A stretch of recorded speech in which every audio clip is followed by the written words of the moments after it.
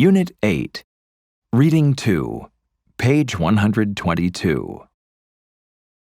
High School Society. Who belongs where? At lunchtime, look around the sprawling Chaparral High School campus in Scottsdale, Arizona, in the southwestern United States. The social geography of the 1,850 students is clearly instituted. The football players and their friends have the center table outdoors. In back of them, other popular students chat cheerfully, an attractive gathering of cheerleaders, lesser jocks, and members of the student government. If you qualify for membership under some unwritten clause in the group's unwritten rulebook, even if no one has ever met you before, you've got it made. Lauren, a sophomore cheerleader, notes that unqualified students would never dare sit where she's sitting. But once you're in with the girls, everyone is really friendly to you. When I made cheerleader, it was like I was just set. Other groups. Inside, in the cafeteria, a converse society exists.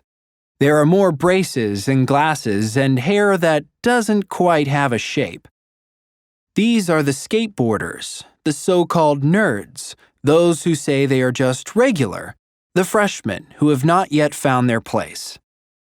They may have lower social status than the sunny groups outside, but they generally feel they have, or eventually will have, a social place they can live with. There are many other lunchtime domains as well. A group of art students eats in the studios, and some band members gather by the music building. Dozens of drama students eat in the theater building, where they are joined by some students whose looks or manners deviate from the norm, but who find the theater group more tolerant than most. Taking everyone.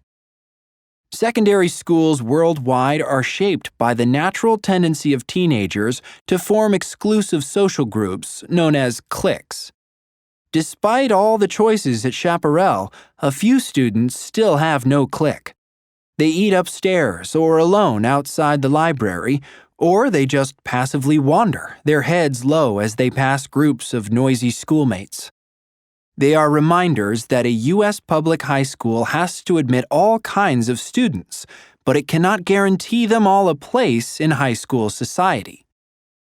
Chaparral is a large, well-regarded high school in an affluent suburb. It is a pleasant place where parents, teachers, and students take justifiable pride in their facilities, their community, and their achievements. Compared with big city schools, these schools do not look very diverse. The majority of the students are white, middle class, and dressed in the same few brand names. But the reality is far more complex. Those who run such good suburban schools are well aware that some of the most horrifying school violence has happened at this kind of place, not at tough inner-city high schools. They speculate about the reasons for this. The dropout rate in the U.S. has declined sharply since the 1960s, especially in suburban schools. Poor urban schools still lose many of their problem students to the streets. Suburban schools still have them.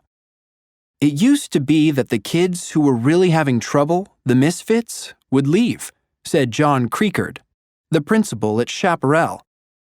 But now, we serve all kinds of kids, and we have to try to be all things to all people. He and others also emphasize the central role schools play in suburban life.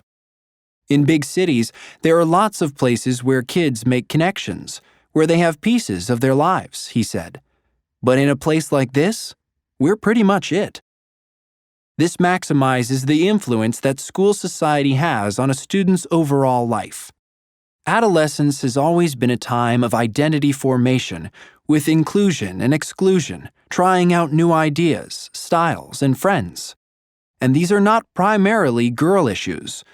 No matter what your gender, good looks, cool friends, academic achievement, and money have always defined the social terrain. Troubled teens.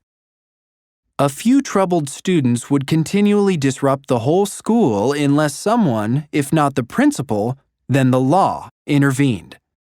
These students are likely to be rootless and poorly directed, and their chances of finding effective control at home are slim.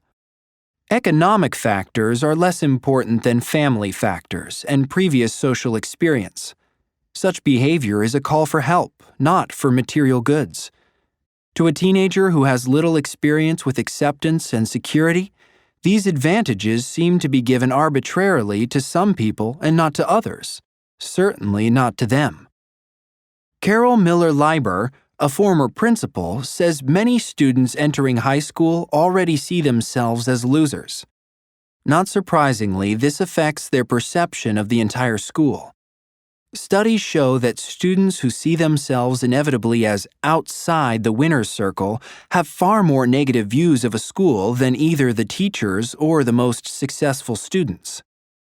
In these big, high-powered suburban high schools, there's a very dominant winner culture, including the jocks, the advanced placement kids, the student government, and, depending on the school, the drama kids or the service clubs, she said.